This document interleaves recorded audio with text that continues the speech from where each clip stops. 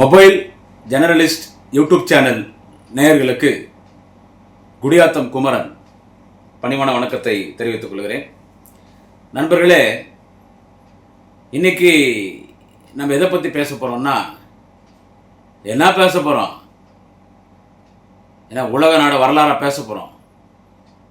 நம்ம தமிழ்நாடு நடைபெற்று கொண்டிருக்கிற டிவிகே ஆட்சி, நமது முதலமைச்சர் திரு ஜோசப் விஜய் தலைமையில் நடைபெறுகிற டிவிகே ஆட்சி. இந்த ஆட்சியில் ரீல்ஸ் ஆட்சி. இது ரீல்ஸ் ஆட்சி. முதலமைச்சர் ரீல்ஸ் தான் போடுறாரு, அமைச்சருங்க ரீல்ஸு, எம்எல்ஏங்க ரீல்ஸு. இன்னைக்கு என்னடான்னு கேட்டால், இன்னைக்கு ஏன்னா இப்போது நம்ம கண்டென்ட் தேடி போக தேவையில்லை. நம்மள மாதிரி யூடியூபர்ஸு யூடியூப் சேனல்கள்லாம் கண்டென்ட் தேடி போக தேவையில்லை. நம்ம வீட்டுக்கே கண்டென்ட் தேடி வருது 2 மணி நேரத்துக்கு ஒரு முறை. அதான் நம்ம மொபைல் வந்துடுது. அவனுங்களே நம்ம கண்டென்ட் கொடுக்குறாங்க, பேசுங்கடான்னு சொல்லிட்டுங்க. ஆமாம், 2 நாள் இண்டஸ்ட்ரியல் மினிஸ்டர் கீர்த்தனாது ஓடிச்சு, தினோத்தர் ஓடினே இருக்குது. இன்றைக்கி யாருன்னு கேட்டிங்கன்னா, அந்த ஸ்ரீவைகுண்டம் எம்எல்ஏ இல்லை சரவணன், என்னை கடத்த பார்க்குறாங்கோ, எனக்கு 50 கோடி கொடுக்குறேன்னு சொல்கிறாங்க. 50 கோடி பணம் வாங்கிக்கின்னு 50 கோடி பணம் வாங்கிக்கின்னு எம்எல்ஏ பதவி ரிசைன் பண்ணலாம், லாரி விட்டு என்னை ஏற்றி சாவடிச்சிடன்னு சொல்கிறாங்க. அனிதா ராதாகிருஷ்ணன், முன்னாள் அமைச்சர், திமுக சட்டமன்ற உறுப்பினர் அனிதா ராதாகிருஷ்ணனுடைய ஆட்கள் என்னை மிரட்டுறாங்க, என்னை கடத்திடுவாங்களான்னு ஒரு பொய்யான ஒரு வதந்தி கலப்பனா பாருங்க. ஒரு எம்எல்ஏ, ஸ்ரீவைகுண்டம் எம்எல்ஏ சரவணன். இன்னும் அந்த ஸ்ரீவைகுண்டம் எம்எல்ஏ டிவிகே சரவணன் யாருன்னு உங்களுக்கு சொன்னா, பாலியல் குற்றவாளி. அங்கே இருக்கிறவங்களாம் அவங்க தான். அங்கே இருக்கிறவங்களாம் யாருன்னு கேட்டிங்கன்னா பாலியல் குற்றவாளி. இது சொன்னால் அவங்களுக்கு கோவம் வரும். ஏன்னா எல்லாருமே எஃப்ஐஆர் இருக்குது ஸ்டேஷனில். பாலியல் எம்எல்ஏ இருக்கிறவங்க, நிறைய எம்எல்ஏக்கள், ஒரு சில மந்திரிகள், அங்கே இருக்கிறவங்களாம் யாருன்னு கேட்டிங்கன்னா பாலியல் குற்றவாளிங்க, கஞ்சா அடிக்கிறவங்க, கஞ்சா விற்கிறவங்க, அப்புறமா ஐபிஎல் மேட்ச் பார்க்க போனால் ட்ரக்ஸ் யூஸ் பண்ணுறவங்க, பிளாக் டிக்கெட் விற்கிறவங்க, பிளாக் டிக்கெட் விற்கிறவங்க, பிளாக் மார்க்கெட்டில் லாட்ரி சீட் விற்கிறவங்க, வாச்சாத்தியில் பல கொடுமைகளை செஞ்சவங்க, ரவுடித்தனம் பண்ணுறவங்க, மாமூல் வசூல் பண்ணுறவங்க, அப்புறமா இந்த நில மோசடி வழக்கு இருக்கக்கூடியவங்க, அப்புறமா என்ன மனைவியை போட்டு அடிக்கிறவன், மனைவியை துன்புறுத்துறவன், மனைவியை பசங்களெல்லாம் விட்டுட்டு கூத்தியார் வச்சுக்கிறவன், இப்படி பல குற்றப்பண்ணி இருக்கக்கூடியவர்கள் அங்கே யார் என்று கேட்டால் அமைச்சர்களாக சட்டமன்ற உறுப்பினராக இருக்கிறார்கள். இது எல்லாவற்றுக்கும் ஆதாரம் இருக்கிறது. சரி, ஆட்சிக்கு வந்துட்டாங்க, எம்எல்ஏ ஆனாங்க, மினிஸ்டர் ஆனாங்க, அவங்களெல்லாம் கூப்பிட்டு அட்வைஸ் பண்ணணும். நமது முதலமைச்சர் திரு ஜோசப் விஜய் அவங்கள கூப்பிட்டு அட்வைஸாவது பண்ணணும். அவரும் ரீல்ஸ் போட்டுனுக்கிறார். இந்த ஸ்ரீவைகுண்டம் எம்எல்ஏ என்ன பண்ணான்னு கேளுங்க. நான் சொல்லிட்டேன் இல்லை, பாலியல் குற்றவாளி ஸ்ரீவைகுண்டம் எம்எல்ஏ. சும்மா ஒரு பொருளை கை போட்டான் இல்லை, என்னை பேரம் பேசுகிறாங்க, 50 கோடி கொடுக்குறேன்றாங்க. அனிதா ராதாகிருஷ்ணன் பணம் வாங்கலன்னா அவங்க ஆட்கள். அனிதா ராதாகிருஷ்ணன் சொல்லி தான் பண்ணுறாங்க, என்ன லாரி எடுத்து கொண்டுடுறேன், கடத்துறேன்னு சொன்னாங்கன்னு ஒரு ஃபோன் ஒரே அளவு சரிமா. அந்த ஸ்ரீவைகுண்ட சரவணன் இந்த பக்கத்தில் இந்த எம்எல்ஏ சரவணன் பேசுறது, இன்னொரு பக்கத்தில் அவன் தான் பேசுகிறான், 50 கோடி கொடுத்துட்றோம், எம்எல்ஏ பற்றி ரிசைன் பண்ணு. அந்த பக்கம் பேசுனவன் யாருன்னு கேட்டான், அவன் வேறு யாரும் இல்லை, அவன் ஒரு விஜய் ரசிகர். அவன் தமிழக முதல்வர் ஜோசப் விஜய் ரசிகர், அந்த கட்சியில்காரன் இல்லை, இவனுக்கு வேண்டிப்பட்ட ஆளாக இருப்பான். 2 பேர் பிளான் போட்டாங்க. ஏன்டா அப்படி தான் உங்கள்கிட்ட பேசுகிறவா வாட்ஸ்அப் காலில் பேசுவாள், அவ்வளோ கிளியராக கேட்குது வாய்ஸு. அவள் இவங்கிட்ட பேச விட்டான், இப்படியெல்லாம் பேசுன்னு. ஒரு நாடகம், ஒரு ட்ராமா நடக்கிறதே ஒரு சினிமா நடிகர் ஆட்சி தானே, எல்லாமே சினிமா தானே. அவன் பேச அது எத்தையும் வாட்ஸ்அப்பில் விட்டான், என்னை கொலை பண்ண பார்க்குறாங்க, என்னை கடத்த பார்க்குறாங்க. அதில் அனிதா ராதாகிருஷ்ணன் மீது, அதில் அவர் மீது ஒரு குற்றச்சாட்டு. அப்படி தான் நான் செந்தில் பாலாஜி அவங்க தம்பி மேலே இவங்க ஆள் கடத்த பார்க்குறாங்க, பேரம் பேசுகிறாங்கன்னு அதில் கோர்ட்டில் ஜாமீன் கொடுத்துருக்காங்க.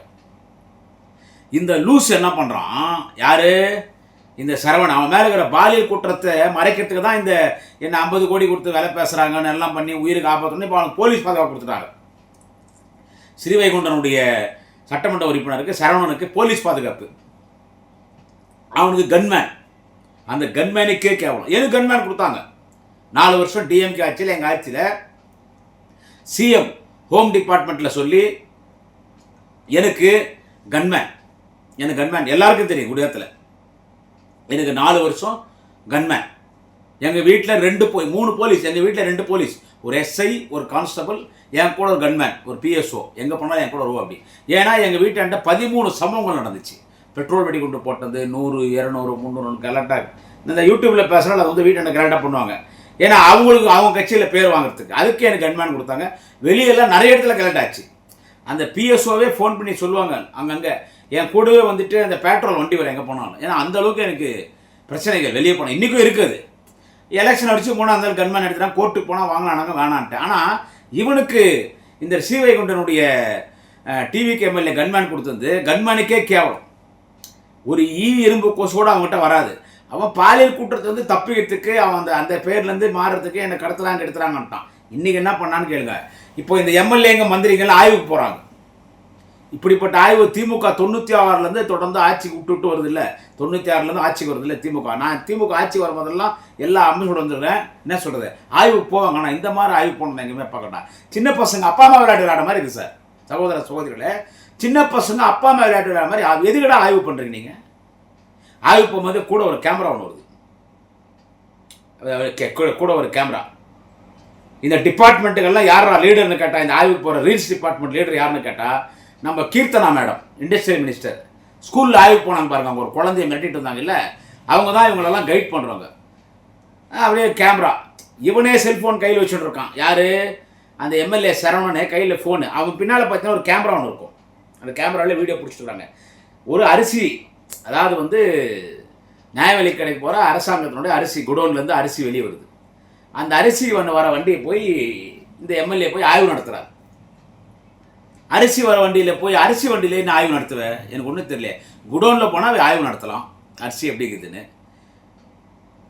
நியாய விலை கடைக்கு போய் அரிசியை எடுத்து பார்க்குறாங்க. இந்த லாரியை நிறுத்தி இவர் ஆர்டிஓ ஆஃபீஸர், யார்?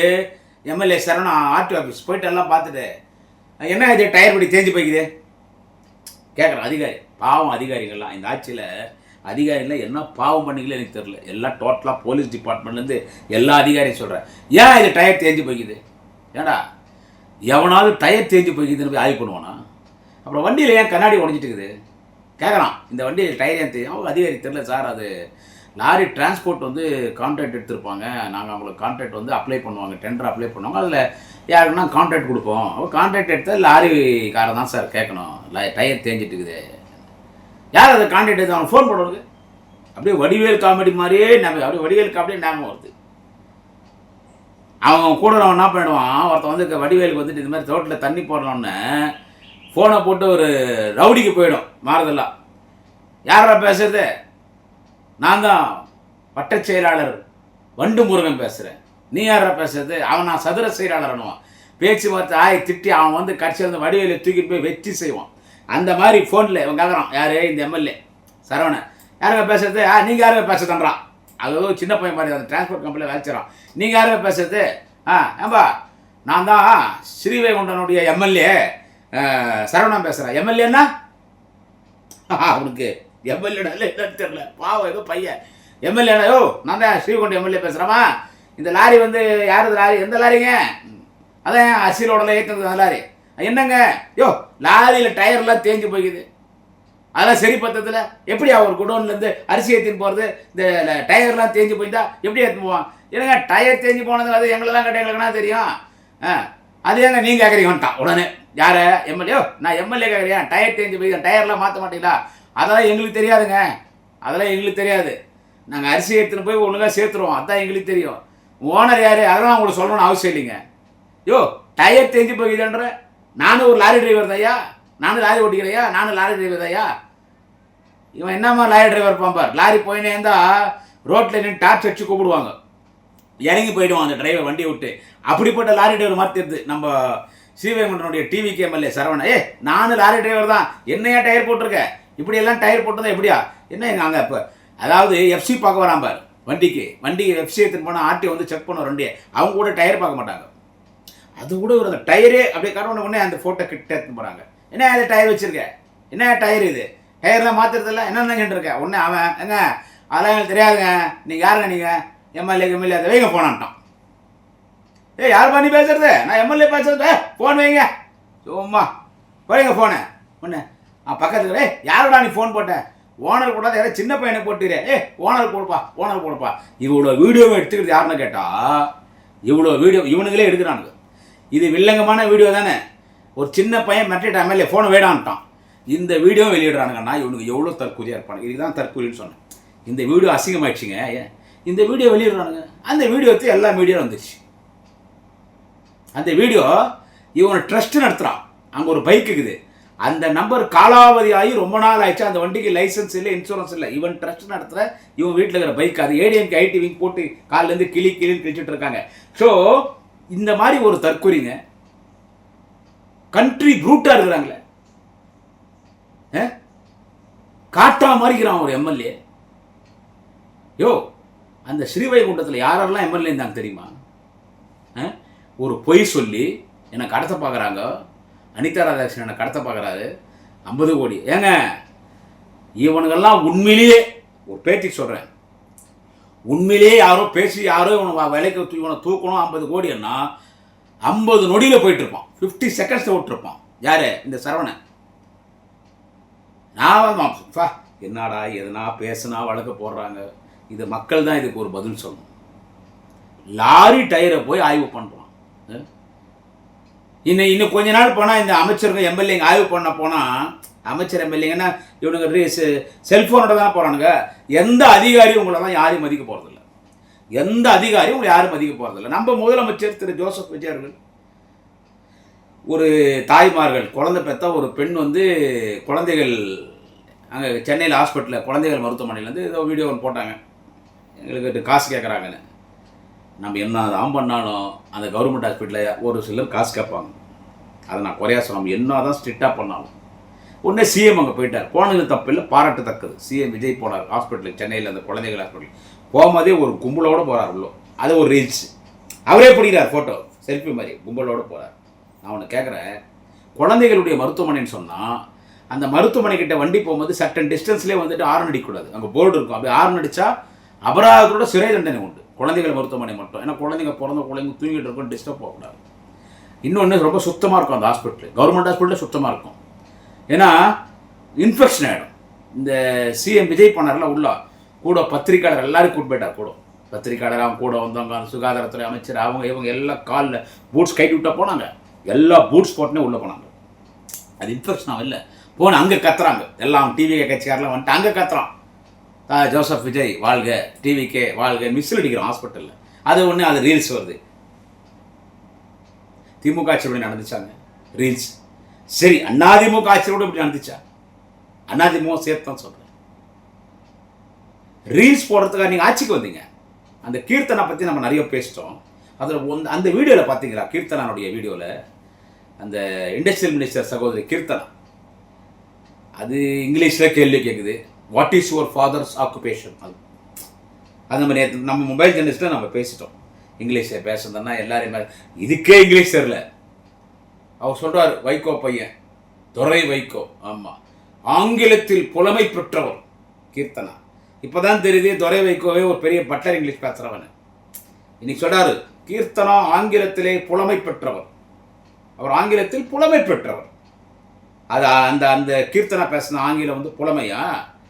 அதுவா பட்லர் இங்கிலீஷு, கேவலமான இங்கிலீஷு, காரி துப்புறான்.